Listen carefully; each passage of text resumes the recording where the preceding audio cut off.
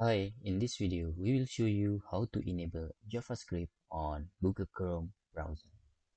To enable JavaScript on Google Chrome, first open your Google Chrome and in the three dots on the top right corner, please click Settings. Then on Privacy and Security, choose Site Settings. Then scroll down. There is a JavaScript menu on the Content tab. Please click this, and this is by default the browser is enabled, or JavaScript is enabled by this.